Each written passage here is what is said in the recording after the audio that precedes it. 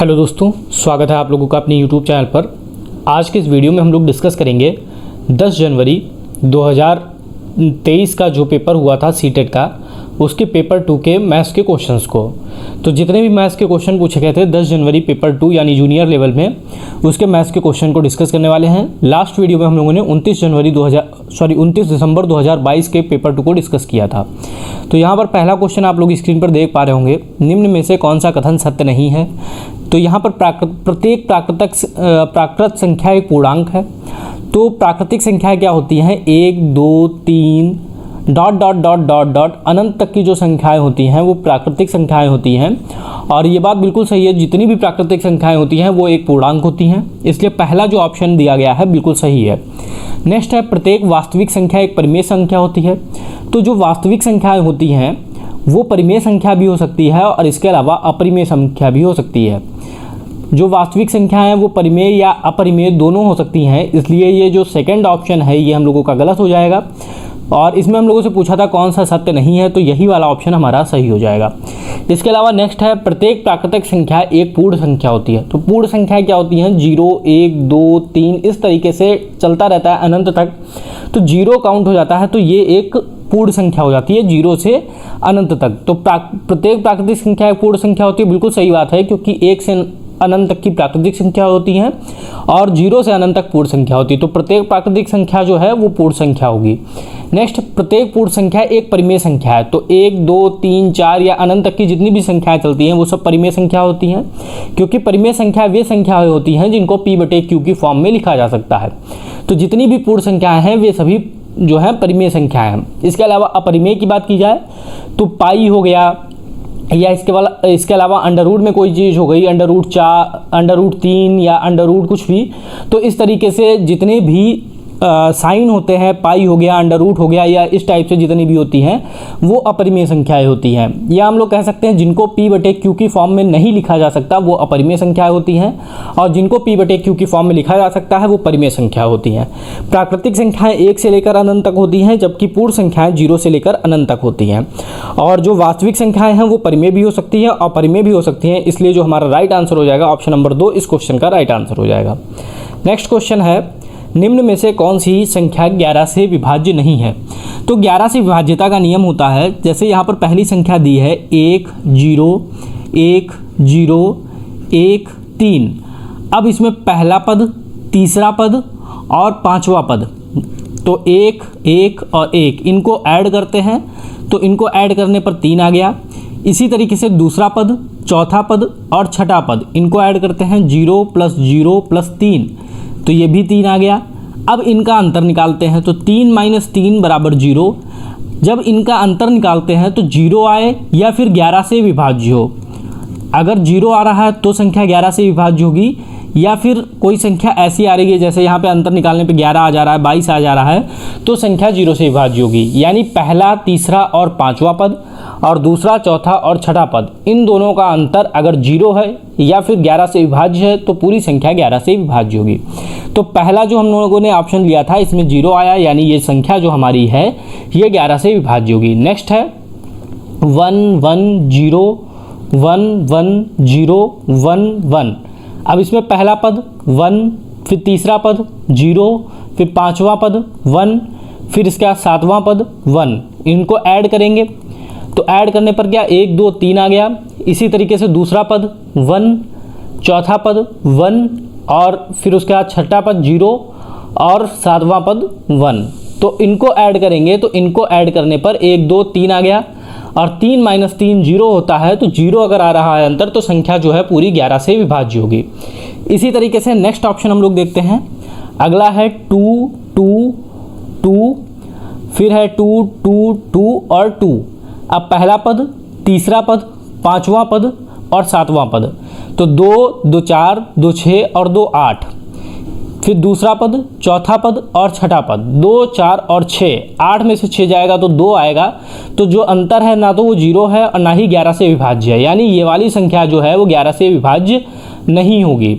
और फिर last option है 7 3 1 0 5 8 और 9। तो पहला, तीसरा, पाँचवां और सातवां, इसको ऐड करेंगे तो 9 5 14 और 1 15 और 7 22। फिर दूसरा, चौथा और छठा, तो 8 और 3 11, तो 22 में से 11 जाएगा तो 11। अब यहाँ पर जो अंतर आया है हमारा वो 11 से विभाज्य है, यानी कि जो संख्या है हमारी वो 11 से विभाज्य होगी।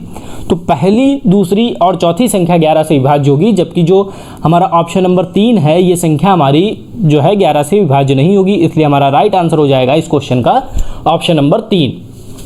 तो जब भी आप लोगों को ऐसा क्वेश्चन दिया हो जिसमें 11 से विभाज्य का नियम पूछा हो, तो पहला, तीसरा और पांचवा पद, या जितने भी पद हैं पहला, तीसरा, पांचवा, सातवां पद, जो विषम पदों पर है और जो सम पदों पर है उनका अंतर निकालेंगे। अंतर अगर 0 है तो संख्या 11 से विभाज्य होगी, या फिर अंतर अगर 11 से विभाज्य है तो संख्या पूरी 11 से विभाज्य होगी। इससे पहले हम लोग 6 से विभाज्य का नियम देख चुके हैं, जिसमें 6 से विभाज्य होने के लिए संख्या को 2 से विभाज्य होना जरूरी है और 3 से विभाज्य होना जरूरी है। आज की वीडियो में हम लोगों ने 11 से विभाज्यता का नियम देखा, जिसमें पहला, तीसरा और पांचवा पद, दूसरा, चौथा और छठा पद, दोनों का अंतर निकालते हैं। अंतर अगर 0 आया है तो संख्या 11 से विभाज्य होगी, या फिर अंतर अगर 11 से विभाज्य है तो भी संख्या 11 से विभाज्य होगी। नेक्स्ट है, अब इसमें -1 की घात 0, चाहे कोई भी संख्या हो, जैसे कोई भी एक रूल होता है a की पावर 0, अगर पावर a 0 है तो उसका मान जो है 1 आएगा। a की पावर 0 की वैल्यू 1, तो -1 की पावर 0 की वैल्यू क्या हो जाएगी, 1 हो जाएगी। फिर -2 की पावर 1, तो -2 की पावर 1 यानी कोई फर्क नहीं पड़ेगा, -2 हो जाएगा। फिर नेक्स्ट -3 की पावर 2, तो -3 की पावर 2 का मतलब हो जाता है -3 गुणे -3, तो माइनस माइनस प्लस हो जाएगा और 3 3 9 हो जाएगा, तो इसकी जो वैल्यू आ जाएगी वो 9 आ जाएगी। प्लस -4 का क्यूब, जब क्यूब होता है तो चिन्ह माइनस का ही रहता है, अगर माइनस का क्यूब हो रहा है, क्यों, क्योंकि -4 गुणे -4 गुणे -4, तो 4 चक्कू 16 चक्कू 64, तो -64 हो जाएगा। तो इसकी वैल्यू आ जाएगी -64 इंटू 1 की पावर -3, तो ये हम लोगों ने लास्ट वीडियो में बात की थी, अगर किसी की भी पावर -1 है तो उसका मतलब होता है 1/a। तो यहाँ 1 की पावर -3 है, यानी 1/1 की पावर 3 हो जाएगी। ये हम लोगों का रूल है, इस वाले रूल से हम लोगों की ये चीज़ आ गई। तो अब हम लोग देखते हैं 1 plus minus minus plus 9 plus minus minus, और 1/1 का मतलब 1 हो गया, यानी 1, कोई भी इससे मतलब नहीं है। फिर ये हम लोगों का हो गया 64 और 2 66, माइनस माइनस ऐड हो गए, और 9 और 1 10, प्लस वाले प्लस में ऐड हो गए। तो अब 66, 10 माइनस 66 यानी कि -56। तो इस क्वेश्चन का हमारा आंसर हो गया ऑप्शन नंबर 2। तो इसमें क्या था, जब भी कोई भी संख्या है और उसकी पावर 0 है तो पावर 0 होगी तो उसका मान हमेशा 1 होगा। और यहाँ -2 की पावर 1 है, पावर जब भी 1 होगी तो संख्या पर कोई भी असर नहीं पड़ेगा, यानी -2 रहेगा। जब भी पावर 2 होगी तो चाहे चिन्ह माइनस हो या चिन्ह प्लस हो, हमेशा वैल्यू प्लस में आएगी। और जब क्यूब होगा तो अगर माइनस का चिन्ह है तो माइनस में संख्या आएगी, अगर प्लस का चिन्ह है तो प्लस में संख्या आएगी। तो 4 का क्यूब 64 और माइनस थी इसलिए -64। और 1 की पावर -3, तो ये वाला रूल लगाया, a की पावर अगर -1 है तो 1/a हो जाता है। अगर इसी को हम लोग ऐसे समझ सकते हैं, a की पावर -3 है तो 1/a की पावर 3 हो जाता है। तो यहाँ पर हम लोगों का 1/1 की पावर 3 हो गया, तो 1/1 की पावर 3 का मतलब 1 हो गया। यहाँ पे हम लोगों ने सॉल्व किया तो हमारा -56 इस क्वेश्चन का राइट आंसर आ गया।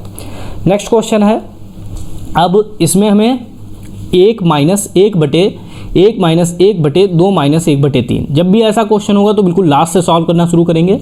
तो लास्ट से सॉल्व करने के लिए पूरा हम लोग ऐसे ही नोट डाउन कर लेते हैं। तो ये 1 माइनस 1/2 माइनस 1/3 है।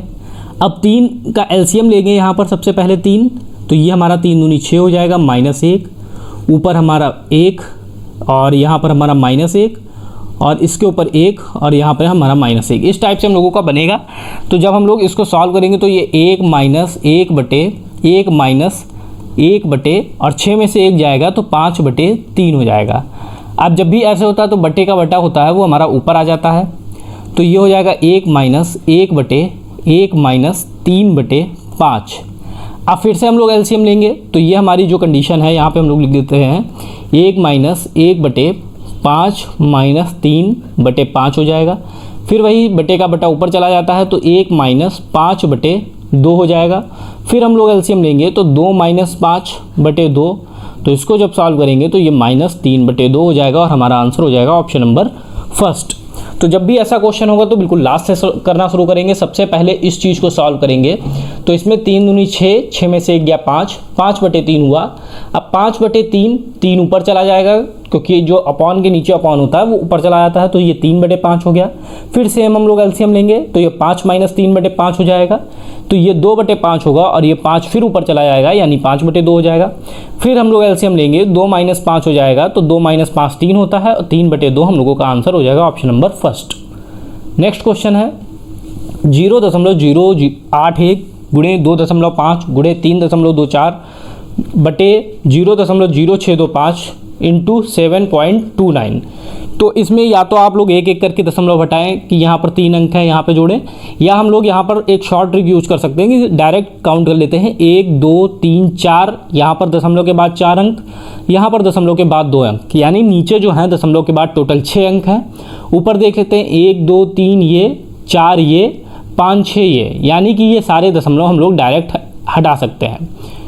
तो यहाँ से हम लोग, क्योंकि हम लोगों के दशमलव के बाद अंक बराबर हैं और मल्टीप्लाई में है, इसलिए हम लोगों ने इसको डायरेक्ट दशमलव को हटा दिया। अगर बाई चांस ऊपर 5 अंक होते तो हम लोग 1 0 ऐड कर देते, फिर हम लोग हटा सकते थे। ये कंडीशन तभी होगी जब आप लोगों का मल्टीप्लिकेशन में होगा, तो आप लोग डायरेक्ट जो है दशमलव को हटा सकते हैं पॉइंट के बाद जितनी भी संख्या है उनको काउंट करके। तो अब हम लोगों की क्या बन गया, 81 गुणे 25 गुणे 324 बटे 625 गुणे 729। तो 81 का वर्गमूल 9 होता है, सीधा सीधा हम लोगों को पता है। 25 का वर्गमूल 5 होता है। 324 का वर्गमूल 18 होता है। कम से कम आप लोगों को 25 तक के वर्गमूल याद होने चाहिए ताकि आप लोग एग्जाम में अपने टाइम को बचा सकें। 625 25 का होता है और 729 की बात की जाए तो 29 ये आपका होता है 27 का। तो यहाँ पर आप लोगों का 81 का वर्गमूल 9 हो गया, 25 का 5 हो गया, 324 का 18, 625 का 25 और 729 का 27 हो गया। अब हम लोग इसको सॉल्व कर लेंगे, 5 से डिवाइड करेंगे 5 25, फिर यहाँ पर हम लोग इसको डिवाइड करेंगे 9 से 9 तिया 27, 9 दूनी 18, फिर 3 से डिवाइड करेंगे तो 3 तिया 9। तो ये हम लोगों का बन गया 6/5। अब हम लोग इसको दशमलव में बदल देते हैं, तो दशमलव जब चेंज करेंगे तो 1.2 हो जाएगा, हमारा आंसर हो जाएगा ऑप्शन नंबर 2। तो यहाँ पर हम लोगों को केवल दशमलव की चीज़ को यहाँ पे समझना था। यहाँ पर 3 अंक थे, ये 1 4 हो गए, 2 6 हो गए। नीचे हमने देखा 1 2 3 4 5 6 थे, तो डायरेक्ट हम लोगों ने दशमलव से दशमलव को कैंसिल कर दिया। ये हमारा 81 का वर्गमूल 9, 25 का 5, 324 का 18, 625 का 25 और 729 का 27। तो ये हम लोगों का कैलकुलेट होकर 6/5 आ गया। 6/5 का मतलब होता है 1.2, यानी कि इस क्वेश्चन का हमारा आंसर हो गया 1.2। नेक्स्ट क्वेश्चन है x + 1/x = 4। तो x की घात 4 + 1/x की घात 4 का मान क्या होगा। तो इसको हम लोग बिल्कुल कॉन्सेप्ट से समझते हैं। x + 1/x की वैल्यू अगर हमें 4 दी है तो अब हम दोनों पक्षों का स्क्वायर कर देंगे, तो a + b का होल स्क्वायर बन जाएगा। यहाँ पे ये स्क्वायर हो जाएगा, यहाँ पे ये स्क्वायर हो जाएगा। तो a + b का होल स्क्वायर होता है a स्क्वायर यानी x square plus b square यानी 1/x का होल स्क्वायर प्लस 2ab यानी 2 × x × 1/x, और इधर हमारा हो जाएगा 4 चौकू 16।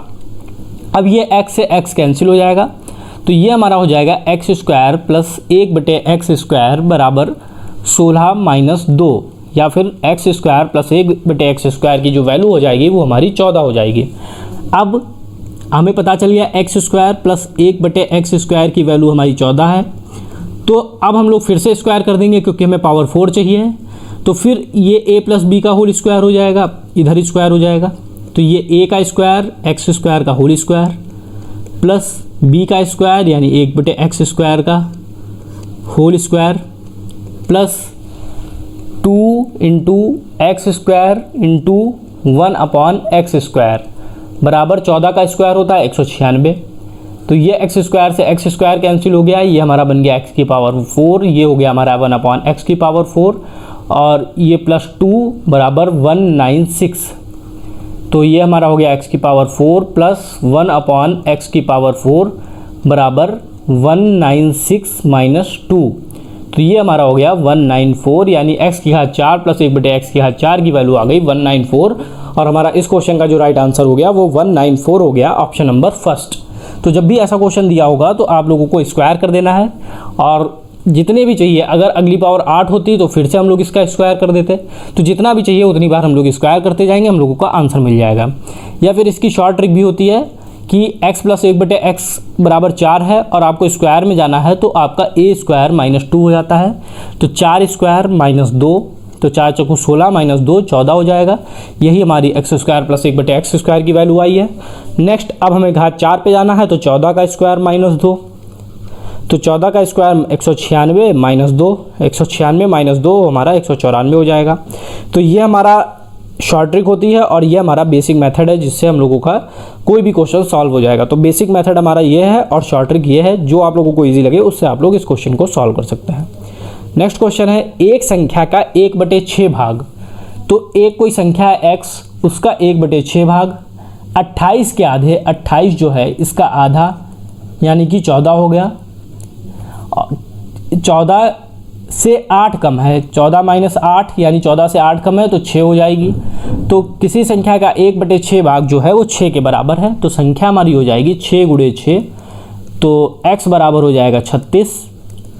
जब x की वैल्यू 36 पता चल गई तो उस संख्या का 1/4 भाग क्या होगा, यानी 36 का 1/4 भाग, तो 1/4 भाग निकाल देंगे तो 1/4 भाग हमारा 9 हो जाएगा। हमारा आंसर हो जाएगा ऑप्शन नंबर 1। तो जब भी एक संख्या का 1/6 भाग कह रहा था हम लोगों से, तो x/6 हो गया। कह रहा था 28 का आधा, यानी 28 का आधा 14 हो गया। 14 से 8 कम, यानी 14 से 8 कम किया तो 6 हो गया। तो किसी संख्या का 1/6 भाग 6 है, तो x की जो हमारा संख्या है वो 36 आ गई। अब उस संख्या का 1/4 पूछा था, तो 36 का 1/4 निकाल दिया, तो 36 × 1/4 यानी 9 हम लोगों का आंसर हो गया। नेक्स्ट है, यदि किसी संख्या का 2/3 84 है, कोई संख्या x है, इसका 2/3 जो है 84 के बराबर है, तो हमारा x का 2/3 84 हो गया। तो x की वैल्यू हम लोग निकाल सकते हैं 84 × 3/2, इसको डिवाइड किया 2 चक्कू 8, 2 दूना 4, इसको सॉल्व करेंगे तो 3 दूनी 6 और 4 तियाँ 12। x की वैल्यू हमारी आ जाएगी 126। जब हमें x की वैल्यू 126 पता चल गई, अब हम लोग निकाल सकते हैं इसका 45%, यानी 126 का 45%। तो जब हम लोग इसका 45% निकालेंगे तो यहाँ पर हम लोग डिवाइड कर देते हैं 5 से, 5 नेम 45, ये जाएगा 5 चक्कू 5 दूनी 10, फिर इसको 2 से डिवाइड करते हैं 2 दशामन 10, 2 छंग 12, 2 तियाँ 6, यानी कि हम लोगों का बना 63 × 9/10। अब 63 × 9/10 यानी इसको अब हम लोग सॉल्व करेंगे तो ये हमारा 63 और 9 की मल्टीप्लाई करेंगे तो हमारा आ जाएगा 567/10। अब 10 है तो हम लोगों का 0.1 अंक बाद के लग जाएगा, तो 56.7 हम लोगों का आंसर हो जाएगा। ऑप्शन नंबर 2 इस क्वेश्चन का राइट आंसर हो जाएगा। तो सिंपल सा क्वेश्चन था, यदि किसी संख्या का 2/3, तो संख्या हमने मान ली x है, का 2/3 यानी 2/3 84 है, तो बराबर 84 कर दिया। तो उस संख्या का 45% क्या होगा, तो 45% के लिए हम लोगों ने उसका 45/100 कर दिया। हम लोगों की संख्या आ गई 567/10, या फिर हम लोग कह सकते हैं 56.7। नेक्स्ट क्वेश्चन हमारा है, यदि 2x - 3 और x + 4 + 2x - 3 x - 1 बराबर ये दिया गया है, तो 2x + 3 की वैल्यू क्या होगी। तो सीधे हम लोगों को यहाँ पर इसकी मल्टीप्लाई कर देनी है और यहाँ पर इसकी मल्टीप्लाई कर देनी है। उसके बाद हम लोगों को आगे क्वेश्चन सॉल्व करना है। तो जब हम लोग इसकी मल्टीप्लाई करेंगे 2x और x की, तो ये हो जाएगा 2x², फिर 2x की 4 से मल्टीप्लाई होगी तो ये हमारा हो जाएगा 8x, फिर नेक्स्ट -3 और x की मल्टीप्लाई होगी तो ये हो जाएगा -3x, फिर -3 और +4 की मल्टीप्लाई होगी तो ये हो जाएगा -12। फिर इसी तरीके से यहाँ पर मल्टीप्लाई करेंगे तो 2 को हम लोग ऐसे ही लिख देते हैं। x और x की मल्टीप्लाई होगी तो x² हो जाएगा, x और -1 की मल्टीप्लाई होगी तो -x हो जाएगा, फिर -3 और x की मल्टीप्लाई होगी तो -3x हो जाएगा, फिर -3 और -1 की मल्टीप्लाई होगी तो +3 हो जाएगा। फिर नेक्स्ट हम लोग ये 2x², ये +5x, ये हमारा हो जाएगा -12 +2। यहाँ पर हम लोग सॉल्व करेंगे तो ये x² हो जाएगा, माइनस माइनस ऐड हो जाएंगे, ये -4x हो जाएगा और +3। अब बराबर हमारा जो दिया था इसको हम लोग नोट डाउन कर लेंगे, बराबर 4x² + 2x - 11। अब यहाँ पर हम लोग इसको सॉल्व करेंगे तो ये हमारा ऐसे ही रहेगा 2x² + 5x - 12 प्लस इसकी मल्टीप्लाई करेंगे तो ये हमारा हो जाएगा 2x² - 8x + 6 = 4x² + 2x -11। अब ये हमारा 2x² और 2x² ऐड हो जाएगा यानी 4x² हो जाएगा। ये 5x है प्लस का, ये माइनस का 8x है यानी कि ये -3x बचेगा। ये -12 है, ये +6 है तो ये हमारा -6 हो जाएगा, बराबर 4x² प्लस 2x -11। अब ये 4x² से 4x² कैंसिल हो जाएगा और ये हमारा आ जाएगा -3x -2x बराबर -11 + 6। अब इसको सॉल्व करेंगे तो ये -5x हो जाएगा और ये हमारा -5 हो जाएगा। तो ये माइनस से माइनस कैंसिल, 5 से हम लोगों का 5 कैंसिल, यानी x की वैल्यू हमारी आ जाएगी 1। जब हमें x की वैल्यू पता चल गई, अब हम लोगों से क्वेश्चन में पूछा है 2x + 3 की वैल्यू क्या होगी। तो x की जगह हम लोग 1 रख देंगे और बाकी हम लोग ऐसे ही लिख देंगे। तो 2 × 2 + 3, 2 और 3 का योगफल 5, यानी कि जो हमारा आंसर हो जाएगा ऑप्शन नंबर 3 इस क्वेश्चन का राइट आंसर हो जाएगा। तो सबसे पहले हम लोगों को इसमें मल्टीप्लाई करना था। मल्टीप्लाई करने के बाद हम लोगों को x की वैल्यू पता चल जाती। जब हमें x की वैल्यू पता चल गई तो हमने x की वैल्यू को यहाँ पर पुट कर दिया और हमारा आंसर आ गया 5। नेक्स्ट क्वेश्चन है, एक दुकानदार ने 6 रुपये में 10 टॉफ़ियाँ बेची, यानी कि हम लोग कह सकते हैं उसने 10 टॉफ़ी बेची 6 रुपये की। फिर तो हम लोग एक टॉफ़ी की कीमत निकाल सकते हैं 6/10 रुपये। फिर कह रहा है ये बेची है इसलिए ये हमारा विक्रय मूल्य हो गया। नेक्स्ट हम लोगों से कह रहा है कि उसे 20% का लाभ हुआ, यानी जो उसका क्रय मूल्य होगा, क्योंकि लाभ जो होता है हमेशा क्रय मूल्य पर होता है, तो क्रय मूल्य पर 20% का लाभ हुआ, यानी 100 में हम लोगों ने 20 ऐड किया, 120/100, तो क्रय मूल्य पर हमारा 20% का लाभ हो गया। और तो हमारा विक्रय मूल्य आ गया, तो विक्रय मूल्य हमारा कितना था 6/10। तो यहाँ से हम लोग क्रय मूल्य निकाल सकते हैं। क्रय मूल्य हम लोग यहाँ से निकाल सकते हैं। क्रय मूल्य हमारा हो जाएगा, ये 0 से 0 कैंसिल, 6 × 10 क्रॉस मल्टीप्लाई हो जाएगी बटे 10 × 12, तो 10 से 10 कैंसिल, 6 कम 6, 6 दूनी 12, यानी क्रय मूल्य हमारा 1/2 आ गया। अब कह रहा है उसे 4 रुपये 4 में कितनी टॉफ़ियाँ मिली होंगी, यानी 4 रुपये में उसने कितनी टॉफ़ियाँ खरीदी होंगी। तो यहाँ पर ये जो क्रय मूल्य आया है 1/2 रुपये आया है, तो 1/2 रुपये में उसने कितनी टॉफ़ी खरीदी, एक टॉफ़ी खरीदी। एक टॉफ़ी खरीदी उसने आधे रुपये में, तो 1 रुपये में कितनी खरीदी होगी, ज़्यादा खरीदी होंगी, यानी 2 टॉफ़ी खरीदी होंगी। सीधी सी बात है, क्योंकि आधे रुपये में अगर उसे 1 टॉफ़ी मिलती है तो 1 रुपये में 2 टॉफ़ी मिल जाएंगी। अब क्वेश्चन में पूछ रहा है 4 रुपये में कितनी टॉफ़ी मिलेंगी, तो 4 रुपये में 2 × 4 हो जाएगा, 2 × 4 यानी 8 टॉफ़ी उसे 4 रुपये में मिलेंगी। और हमारा इस क्वेश्चन का जो राइट आंसर हो जाएगा ऑप्शन नंबर 3। तो इसमें 10 टॉफ़ी की कीमत 6 रुपये दी थी, तो एक टॉफ़ी की कीमत हम लोगों ने निकाली 6/10। चूँकि ये विक्रय मूल्य था, बेचा था, इसलिए ये विक्रय मूल्य था, तो हम लोगों ने क्रय मूल्य निकाल लिया। हमेशा जो लाभ होगा वो हमेशा क्रय मूल्य पर होगा। तो 20% का लाभ हो रहा था, यानी 100 में 20 ऐड किया बटे 100, तो क्रय मूल्य गुणे 120/100 हो गया, बराबर 6/10। तो क्रय मूल्य हम लोगों ने निकाल लिया यहाँ से 1/2 रुपये। अब 1/2 रुपये में उसने एक टॉफ़ी खरीदी थी, क्योंकि ये एक टॉफ़ी की बात हो रही है, यहाँ पर एक टॉफ़ी की थी, तो क्रय मूल्य भी हमारा एक टॉफ़ी का था, यानी 1/2 रुपये में उसने एक टॉफ़ी खरीदी, तो 1 रुपये में 2 गुनी टॉफ़ी मिलेंगी, यानी 2 टॉफ़ी मिलेंगी। तो 4 रुपये में टॉफ़ियों की संख्या 8 हो जाएगी, क्योंकि 4 गुनी टॉफ़ी हो जाएंगी। 1 रुपये में 2 मिल रही है, तो 4 रुपये में 8 टॉफ़ी हो जाएंगी। नेक्स्ट क्वेश्चन है, निम्नलिखित में से किस आकृति के युग में ठीक 2 सममित रेखाएं हैं। तो इस क्वेश्चन को हम लोग काफ़ी बार डिस्कस कर चुके हैं। यहाँ पर डायरेक्ट हम लोग जो है इसका आंसर देखते हैं कि 2 सममित रेखाएं किसमें होंगी। तो हमेशा याद रखिए, आयत और समचतुर्भुज में हमेशा 2 सममित रेखाएं होंगी, क्योंकि आयत को अगर हम लोग 20 से ऐसे हॉरिजेंटल अगर मोड़ते हैं तो पूरा पूरा कवर हो जाएगा, या वर्टिकली 2 इधर मोड़ते हैं तो पूरा पूरा कवर हो जाएगा। तो एक हॉरिजेंटली ये हमारी सममित रेखा हो गई और एक ये सममित रेखा हो गई। इसके अलावा समचतुर्भुज की बात की जाए तो इसको विकर्णतः मोड़ने पे पूरा पूरा कवर हो जाएगा। एक हम लोग इस विकर्ण के तहत मोड़ेंगे और एक इसके तहत मोड़ेंगे, तो ये एक सममित रेखा और ये एक सममित रेखा। तो 2 सममित रेखाएं समचतुर्भुज में हो गई और 2 सममित रेखाएं हमारी आयत में होंगी। तो इस क्वेश्चन का राइट आंसर ऑप्शन नंबर 3 होगा। नेक्स्ट क्वेश्चन, त्रिभुज ABC में एक समद्विबाहु त्रिभुज है। समद्विबाहु त्रिभुज वे त्रिभुज होते हैं जिनकी 2 भुजाएं बराबर होती हैं। तो ABC एक समद्विबाहु त्रिभुज है जिसमें BA = BC तथा कोण ABC = 40। यानी हम लोग यहाँ पर मान लें ये A है, ये B है और ये C है। अब इसमें कह रहा है एक समद्विबाहु त्रिभुज में BA = BC, यानी ये वाला और ये वाली भुजा आपस में बराबर है। त्रिभुज ABC 40 है, यानी ABC ये वाली जो त्रिभुज है ये 40 डिग्री है। भुजा AC को एक बिंदु D तक बढ़ाया जाए। ये जो भुजा है इसको हम लोग आगे कहीं D तक बढ़ाएं, तो BCD यानी BCD इस वाले त्रिभुज की माप हम लोगों को बतानी है। तो इसमें क्या होता है, यहाँ पर ये भुजा और ये भुजा बराबर होती है। जब दो भुजाएं बराबर होती हैं तो उनके सामने का कोण भी बराबर होता है। यानी इस भुजा के सामने का कोण ये वाला और इस भुजा के सामने वाला कोण ये वाला बराबर होगा, क्योंकि ये भुजाएं बराबर हैं तो ये हमारे कोण भी बराबर होंगे। हमेशा याद रखने वाली प्रमेय है कि जब भी दो भुजाएं बराबर होंगी तो उनके सामने के कोण भी बराबर होंगे। तो इस भुजा के सामने का कोण ये, इस भुजा के सामने का कोण ये दोनों बराबर होंगे। हम लोग मान लेते हैं ये x है तो ये भी x हो जाएगा।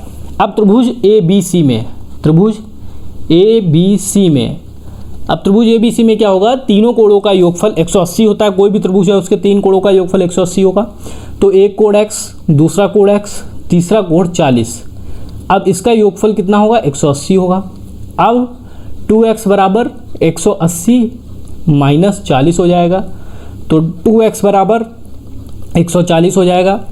तो x बराबर 140/2 हो जाएगा, यानी x बराबर हमारा 70 आ जाएगा। तो एक कोण हमारा ये 70 हो गया, एक कोण हमारा ये 70 हो गया और ये 40 हो गया। हमें चाहिए कोण BCD। चूँकि ये पूरा हमारा है एक ही लाइन पर होता है तो 180 डिग्री का होता है। ये बात आप लोगों को पता होगी, क्योंकि पूरी लाइन जो है एक ऋजु रेखा जो होती है वो पूरा 180 डिग्री का कोण बनाती है। तो ये पूरी ऋजु रेखा है, ये 180 डिग्री का कोण बनाएगी। इसमें इतना 70 है तो बाकी कोण भी हम लोग निकाल सकते हैं। अगर टोटल 180 है उसमें एक कोण अगर 70 है तो बचा हुआ कोण कितना हो जाएगा, 110 हो जाएगा। तो ये जो कोण है वो हमारा 110 हो जाएगा और इस क्वेश्चन का हमारा राइट आंसर हो जाएगा ऑप्शन नंबर 3। या फिर इसको हम लोग बाह्य कोण से भी निकाल सकते हैं। बाह्य कोण का योगफल जो दो अंतः कोण होते हैं इनके योगफल के बराबर होता है। तो 70 40 110 भी डायरेक्ट आ सकता है, या फिर अदरवाइज ये पूरा कोण 180 होता है, 180 में से 70 माइनस करेंगे तो ये वाला कोण हमें मिल जाएगा। इसमें केवल ये याद रखने वाली बात है कि जब भी दो भुजाएं बराबर होंगी तो उनके सामने का कोण भी बराबर होगा। इसके सामने का कोण ये और इसके सामने का कोण ये, यानी ये और ये कोण बराबर होंगे। हम लोगों ने x मान लिया। किसी भी त्रिभुज में तीनों कोणों का योगफल 180 होता है, तो x प्लस 40 बराबर 180। तो हम लोगों ने x की वैल्यू निकाली 70। जब हमें इस कोण को पता चल गया तो हम लोग इस कोण को आसानी से निकाल सकते हैं। नेक्स्ट क्वेश्चन है त्रिभुज ABC में BD तथा CD क्रमशः। तो हम लोग यहाँ पर त्रिभुज ABC में इसको मान लेते हैं A, इसको मान लेते हैं B, इसको मान लेते हैं C। अब कह रहा है कोण B और कोण C के समद्विभाजक हैं। कौन, BD, इसको मान लेते हैं B। तो ये BD हो गया और ये CD हो गया। ये समद्विभाजक हैं किसके, कोण B और कोण C के। तो कोण BAC यानी कि ये हमको दिया है 110 डिग्री। तो त्रिभुज BDC में कोण D की माप क्या होगी, तो हमें इस कोण की माप निकालनी है। तो इसका सिंपल सा फार्मूला होता है, अगर आप लोगों को नहीं पता तो आप लोग याद कर लीजिए, 90 प्लस कोण A/2। A क्या है, ये वाला कोण, तो 90 प्लस A/2 यानी 90 प्लस कोण A 110/2, इसको डिवाइड करेंगे तो ये हमारा 55 हो जाएगा। तो 90 प्लस 55, 90 और 55 को ऐड करेंगे तो हमारा 145 हो जाएगा और हमारा इस क्वेश्चन का जो राइट आंसर हो जाएगा ऑप्शन नंबर 4। तो सिंपल सा क्वेश्चन था। जब भी इस तरीके से आपका फिगर बनेगा तो उसमें आप लोगों को अगर ये कोण निकालना है तो इसका मान 90 प्लस A/2 होता है और एक A जो होता है वो ये वाला कोण होता है। तो सिंपली हम लोग इस क्वेश्चन का आंसर फाइंड कर सकते हैं। तो इस क्वेश्चन का जो राइट आंसर हो गया 145 हो गया। नेक्स्ट क्वेश्चन देखते हैं। किसी कोण के समपूरक तथा पूरक कोणों में अनुपात 3:1 है, तो दिए गए कोण का समपूरक कोण क्या होगा। तो समपूरक कोण क्या होते हैं, जब भी किसी दो कोणों का योगफल 180 डिग्री होता है तो समपूरक कोण होते हैं, हम लोग बात कर चुके हैं। तो अगर एक कोण x है तो इसका दूसरा समपूरक कोण क्या हो जाएगा, 180 माइनस x हो जाएगा, क्योंकि दोनों कोणों का योगफल जो है 180 होता है। वहीं पर पूरक कोण की बात की जाए, अगर कोण x है तो पूरक कोण जो है 90 माइनस x हो जाएगा, क्योंकि दोनों का योगफल 90 डिग्री होता है। तो ये समपूरक कोण हमने निकाल लिया, ये पूरक कोण निकाल लिया। अब इनका अनुपात हमें क्वेश्चन में दे रखा है 180 माइनस x बटे 90 माइनस x बराबर 3/1। क्रॉस मल्टीप्लाई कर देंगे तो 180 माइनस x बराबर 9 × 27, 270 माइनस 3x। अब पक्षांतर कर देंगे तो ये इधर माइनस में था, इधर आएगा तो प्लस में हो जाएगा। तो 3x माइनस x हो जाएगा बराबर 270 माइनस 180 हो जाएगा। तो 270 में से 180 जाएगा, 90 बचेगा, 3x में से x जाएगा, 2x बचेगा। तो x की वैल्यू हम लोग निकाल सकते हैं 45। तो यहाँ पर हम लोगों को जो 45 डिग्री हम लोगों ने x की वैल्यू निकाल ली। अब पूछा उस दिए गए कोण का संपूरक कोण क्या होगा। तो संपूरक कोण हमें 45 पता चल गया। संपूरक कोण क्या होता है, 180 डिग्री योग होता है, यानी 180 ये वाला जो है हमारा संपूरक कोण है, 180 में से अगर 45 माइनस कर देंगे हमारा आंसर आ जाएगा 10 में से 5 गया 5, 7 में से 4 गया 3, 135 डिग्री। ऑप्शन नंबर 4 इस क्वेश्चन का राइट आंसर हो जाएगा। तो जब भी हम लोगों को संपूरक या पूरक कोण की बात की जाएगी तो जो संपूरक कोण होते हैं उनके दोनों कोणों का योगफल 180 होता है, इसलिए हम लोगों ने मान लिया एक कोण x है तो दूसरा 180 माइनस x हो जाएगा। कोटि पूरक कोण या पूरक कोण की बात की जाए, एक x है तो दूसरा 90 माइनस x हो जाएगा, क्योंकि दोनों कोणों का योगफल 90 होता है। अब अनुपात 3:1 दिया था, हम लोगों ने इसको फाइंड कर लिया। जब हम लोगों ने निकाला तो x की वैल्यू 45 आ गई, यानी ये वाला कोण 45 है। अब हमसे संपूरक कोण पूछा जाएगा तो 180 माइनस 45 कर देंगे। कोटि पूरक कोण पूछा जाता तो 90 माइनस 45 कर देते, तो कोटि पूरक कोण भी हमारा 45 डिग्री आ जाता। इस क्वेश्चन का फिलहाल राइट आंसर ऑप्शन नंबर 4 हो गया। नेक्स्ट क्वेश्चन, त्रिभुज ABC में कोण BAC 90 डिग्री है, यानी ये A हो गया हम लोगों का, फिर ये हम लोगों का B हो गया ऊपर वाला, और ये C हो गया। क्योंकि BAC 90 कह रहा है तो ये हमारा 90 डिग्री हो गया। कोण ABC 62 डिग्री है, ये हमारा 62 हो गया। यदि DBC पर एक ऐसा बिंदु है, D यहाँ पर कोई एक ऐसा बिंदु है, तो यहाँ पर हम लोग D एक ऐसा बिंदु है जो इस पर लंब है, यानी ये इस पर लंब है। आगे कह रहा है तो कोण CAD की माप, तो इस वाले कोण की माप क्या होगी। तो इस वाले कोण की माप निकालने के लिए पहले हमें ये वाला कोण पता होना चाहिए। तो सबसे पहले हम लोग त्रिभुज ABC का प्रयोग करेंगे। तो अब त्रिभुज ABC में किसी भी त्रिभुज में तीनों कोणों का योगफल 180, एक हमें 90 पता है, एक हमें 62 पता है ऊपर वाला, इसको हम लोग मान लेते हैं x। तो x, अब इसका योगफल जो है 180 के बराबर होगा। अब ये हम लोग ऐड कर देंगे तो 9 6 15 152 प्लस x बराबर 180। तो x बराबर हमारा हो जाएगा 180 माइनस 152। तो x की वैल्यू हम लोग यहाँ से निकाल सकते हैं। 180 में से 152 माइनस करेंगे तो हमारा आ जाएगा 10 में से 2 गया 8, 7 में से 5 गया 2, 28 डिग्री। तो ये वाला कोण जो है ये हमें पता चल गया 28 डिग्री। ये कोण हमें पूरा ये 90 पता था। यहाँ पर ये लंब है, यानी कि ये वाला कोण भी 90 होगा। तो जब ये 90 ये 28, तो हम लोग इसको निकाल सकते हैं। अब त्रिभुज ADC का प्रयोग करते हैं। अब ADC में एक हमें 90 पता है, एक हमें 28 पता है, और तीसरा हम लोगों को ये पता नहीं है, ये निकालना है, यानी हम लोग इसको y मान लेते हैं। और तीनों कोणों का योगफल 180 डिग्री, सिंपल सा वही फार्मूला। तो ये हो जाएगा 8 9 2 11 प्लस y बराबर 180। तो y की वैल्यू हम लोग निकाल सकते हैं 180 माइनस 118। 180 में से 118 माइनस करेंगे तो हमें y का मान पता चल जाएगा। तो y की वैल्यू आ जाएगी 62 डिग्री। इस क्वेश्चन का हमारा राइट आंसर हो जाएगा ऑप्शन नंबर 4। तो बहुत सिंपल क्वेश्चन था। इसमें पहले त्रिभुज ABC का प्रयोग करना था और इस कोण की वैल्यू निकाल लेनी थी। जब हमें इस कोण की वैल्यू पता चल जाएगी, और ये हमें 90 डिग्री पता है क्योंकि यहाँ पर दिया गया है AD लंब है BC पर, तो ये 90 डिग्री हो गया, ये 28 हो गया। तो इसको हम लोग आराम से त्रिभुज ADC का प्रयोग करके इसकी वैल्यू भी निकाल सकते हैं। नेक्स्ट क्वेश्चन है, परिमाप 60 सेंटीमीटर तथा एक विकर्ण 24 सेंटीमीटर वाले एक समचतुर्भुज का क्षेत्रफल क्या होगा। तो समचतुर्भुज का जो परिमाप होता है वो 4a होता है, क्योंकि सारी जो भुजाएं हैं वो बराबर होती हैं। अब परिमाप हमको क्वेश्चन में दिया है 60, तो 60 बराबर 4a, तो a की वैल्यू हमारी हो गई 15 सेंटीमीटर। तो a की वैल्यू जब हमें 15 सेंटीमीटर पता चल गई, यानी ये वाली वैल्यू हमारे 15 है, ये भी 15 है, ये भी 15 है, और ये भी 15 है। नेक्स्ट कह रहा है एक विकर्ण 24 सेंटीमीटर का है। हम लोग मान लेते हैं ये वाला जो पूरा विकर्ण है ये 24 सेंटीमीटर है। अब ये 24 है तो ये हम लोगों को पता होना चाहिए कि ये जो विकर्ण है ये एक दूसरे को समद्विभाजित करते हैं, तो ये 12 हो जाएगा और ये 12 हो जाएगा। टोटल 24 है तो इतना 12 और इतना 12। इसी तरीके से दूसरा हम लोगों को पता नहीं है तो हम लोग मान लेते हैं ये x है तो ये x है। अब ये जो है 90 डिग्री का एंगल बनता है, ये जो समचतुर्भुज होता है उसके कोण एक दूसरे को समद्विभाजित करते हैं और लंब समद्विभाजित करते हैं, यानी कि यहाँ पर का जो कोण होता है हमेशा 90 डिग्री का होता है। चाहे आप इधर लेंगे तो 90 होगा, इधर लेंगे तो 90 होगा, इधर लेंगे तो 90 होगा। अब हम लोग इसकी वैल्यू निकाल सकते हैं। पाइथागोरस प्रमेय का यूज करके हम लोग इसको नाम दे देते हैं A B C D और O। तो त्रिभुज AOB का प्रयोग करके त्रिभुज AOB में अब ये यहाँ पर लंब बन रहा है, यानी ये हमारा आधार हो गया 12 का स्क्वायर प्लस लंब का स्क्वायर। लंब हमारा x हम लोगों ने माना है तो x का स्क्वायर बराबर कर्ण का स्क्वायर, तो कर्ण हमारा ये बचा तो कर्ण का स्क्वायर, क्योंकि पाइथागोरस प्रमेय होती है लंब का स्क्वायर प्लस आधार का स्क्वायर बराबर कर्ण का स्क्वायर।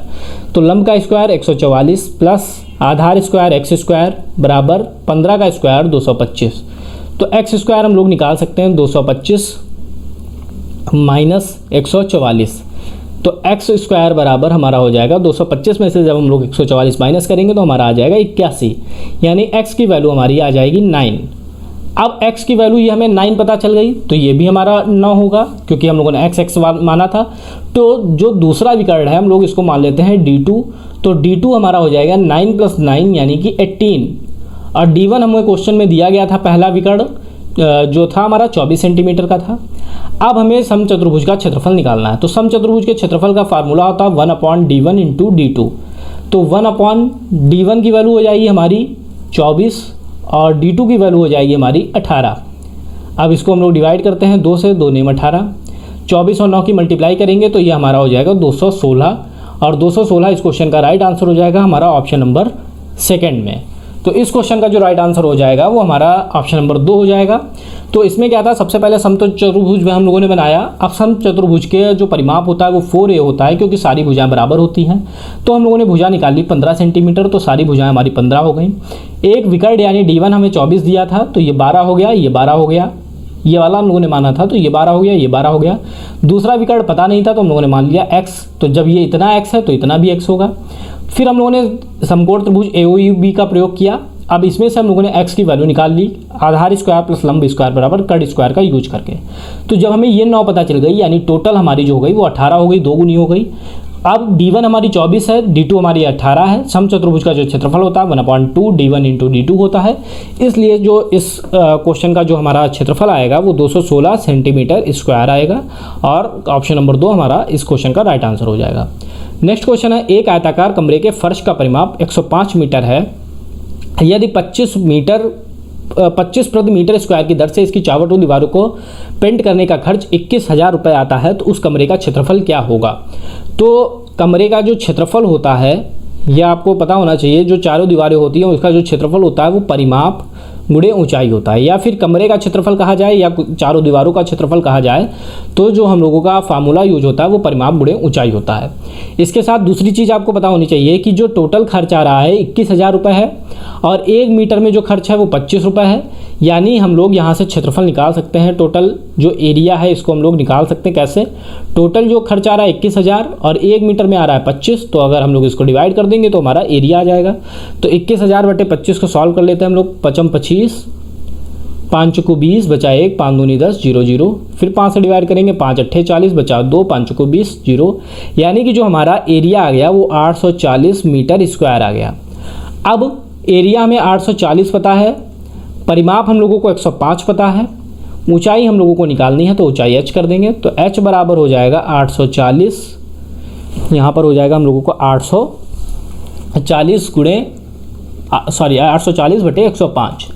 अब हम लोग इसको डिवाइड कर देंगे 21 से, 21 पंचे 105, 21 चक्कू 84, फिर हम लोग 5 से डिवाइड कर देंगे तो 5 8 40, यानी h की जो वैल्यू आ गई वो हमारी आ गई 8 मीटर, और इस क्वेश्चन का जो राइट आंसर हो गया हमारा ऑप्शन नंबर 3।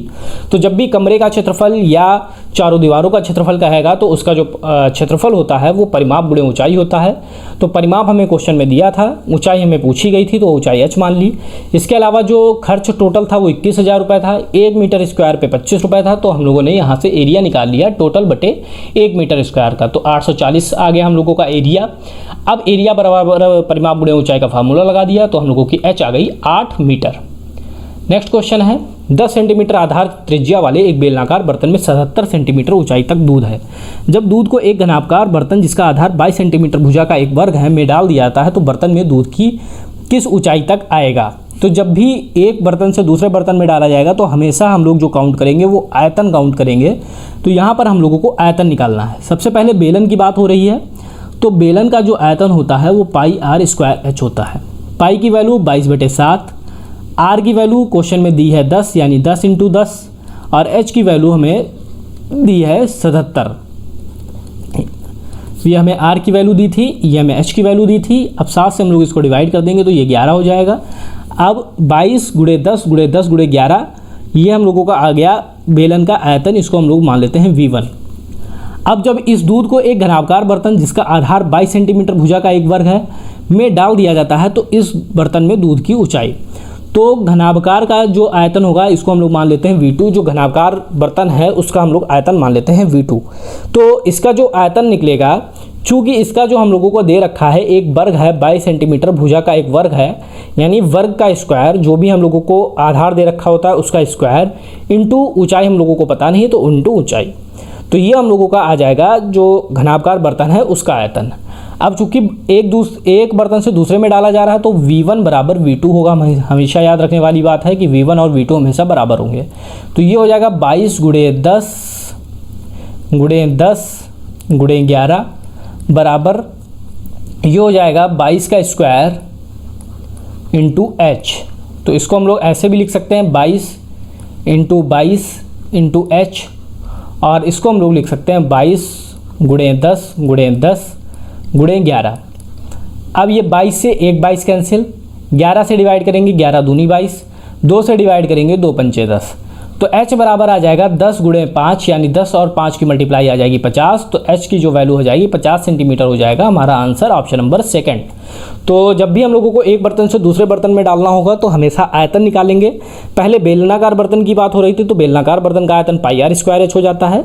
तो V1 हम लोगों का आ गया 22/7, r की वैल्यू 10 पता थी, 10 × 10 × h। अब हम लोगों ने इसको यहीं पे छोड़ दिया, आगे सॉल्व नहीं किया क्योंकि हम लोगों को पता था अभी आगे और भी चीज़ें दी थी। तो अब घनाभकार बर्तन था उसका आयतन निकालना था, तो जिसका आधार एक भुजा का वर्ग है, तो वर्ग का क्षेत्रफल हम लोगों ने निकाला तो 22 का स्क्वायर हो गया इंटू h, या फिर आप लोग डायरेक्ट याद कर सकते हैं a² इंटू h, जहाँ पर a जो है आपका 22 सेंटीमीटर है। तो 22 का स्क्वायर इंटू h। अब इसको हम लोगों ने बराबर कर दिया क्योंकि दूध की मात्रा सेम है। जब बराबर किया तो h की ऊंचाई में पता चल गई 50 सेंटीमीटर। नेक्स्ट क्वेश्चन है, यदि 14, 13, 18, 16 k और k+3 का माध्य 13 है तो इसका हमें माध्य ज्ञात करना है। तो माध्य क्या होता है? पदों का योग बटे पदों की संख्या। तो 14 + 13 + 18 + 16 + k+3, तो ये हमारा पदों का योग हो गया बटे पदों की संख्या। पदों की संख्या कितनी हो गई? 1 2 3 4 5 6। तो पदों की संख्या 6 बराबर माध्य, माध्य हमको दे रखा है 13। तो जब भी माध्य होगा तो माध्य बराबर पदों का योग बटे पदों की संख्या। तो माध्य हमें 13 दिया था, पदों का योग बटे पदों की संख्या। अब पदों का योग 14, 13, 18, 16 और 3 को ऐड करेंगे तो ऐड करने पे ये हमारा हो जाएगा 64, प्लस k और k को ऐड करेंगे तो k हो जाएगा 2k, और ये 6 इधर डिवाइड में है तो इधर हमारा मल्टीप्लाई में हो जाएगा। 13 × 6 क्रॉस मल्टीप्लाई कर दी, 13 × 6 = 78 बराबर 64 प्लस 2k। तो 2k बराबर हो गया हमारा 78 - 64। तो यहाँ पर हमारा जो है 2k बराबर 78 - 64 हो गया। तो 2k की वैल्यू हमारी आ गई यहाँ पर 14। तो k की वैल्यू हमारी 7 हो जाएगी। तो यहाँ से हम लोगों ने k की वैल्यू निकाल ली। जब हमें k की वैल्यू पता चल गई, अब हमसे पूछा है k 8 9 11 5 10 6 का माध्य क्या होगा। तो k की वैल्यू हमारी 7 है, यानी कि फिर से समांतर माध्य, वही माध्य का फार्मूला पदों का योग बटे पदों की संख्या। तो 7 + 8 + 9 + 11 + 5 + 10 + 6 बटे पदों की संख्या, यानी 1 2 3 4 5 6 7। तो पदों का योग बटे पदों की संख्या। तो पदों का योग हमारा 7 + 8 + 9 + 11 + 5 + 10 + 6 बटे 7। अब इनको ऐड करेंगे तो इनको ऐड करने पे 56 आ जाएगा, 56/7। तो 7 × 8 = 56, यानी जो माध्य आ जाएगा वो 8 आ जाएगा। इस क्वेश्चन का राइट आंसर हो जाएगा ऑप्शन नंबर 2। तो जब भी माध्य का निकालना हो या माध्य से संबंधित कोई भी चीज़ निकालनी हो तो उसका फार्मूला होता है पदों का योग बटे पदों की संख्या। इसी को हम लोगों ने इस क्वेश्चन में 2 बार यूज किया, हमारा आंसर आ गया। नेक्स्ट क्वेश्चन है, एक थैले में सफ़ेद, काले तथा हरे रंग के 150 कंचे हैं। थैले में से एक कंचा यादृच्छिक रूप से निकाला गया। यदि सफ़ेद कंचा आने की प्रायिकता 7/10, यानी वाइट की जो प्रायिकता है वो 7/10 है, ब्लैक की जो प्रायिकता है वो 3/25 है, तो थैले में ग्रीन, यानी कि ग्रीन की प्रायिकता, ये पूछा गया है ग्रीन के कितने कंचे होंगे। हम लोग मान लेते हैं जो थैले में हरे रंग के कंचे हैं वो x हैं। तो जब हरे रंग के कंचे x हैं तो हरे रंग की जो प्रायिकता हो जाएगी वो क्या हो जाएगी? कंचों की संख्या बटे कुल कंचों की संख्या। तो हरे रंग के हम लोगों ने x मान लिया, कुल हमारे 150 थे, यानी हरे रंग की जो प्रायिकता हो गई वो x/150 हो गई।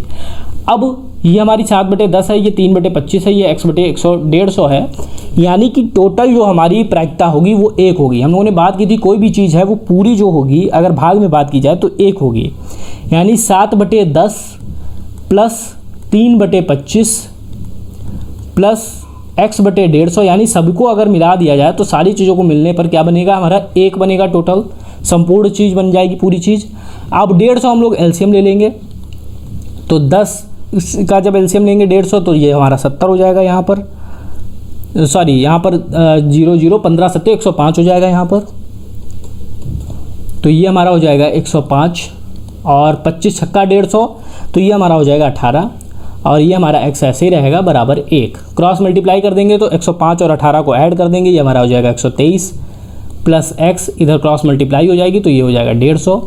तो x बराबर हो जाएगा 150 माइनस 123, तो 150 में से 123 जाएगा तो हमारा आ जाएगा x बराबर 27। तो इस क्वेश्चन का जो राइट आंसर हो जाएगा, हरे रंग की जो संख्या है वो 27 है। अब इसमें हम लोगों को केवल यही ध्यान देने वाली बात थी कि जो हरे रंग की पता नहीं थी, हम लोगों ने मान लिया x, टोटल हमारा 150 था, तो हरे रंग की प्रायिकता x बटे 150 हो गई। अब जो हमारी टोटल वो होता है वो 1 होता है, यानी 7 बटे 10 हमारी वाइट की थी, ब्लैक की 3 बटे 25 थी और ग्रीन की x बटे 150 थी, सब मिलकर हमारा 1 बनाएगा, तो बराबर 1 रख दिया और x की वैल्यू फाइंड आउट कर ली, तो हमारा 27 आंसर आ गया। तो आज की वीडियो में सिर्फ इतना ही। अगर आप लोगों को वीडियो पसंद आए तो वीडियो को लाइक करें, साथ ही साथ चैनल को सब्सक्राइब करें। मिलते हैं नेक्स्ट पेपर में। Thank you.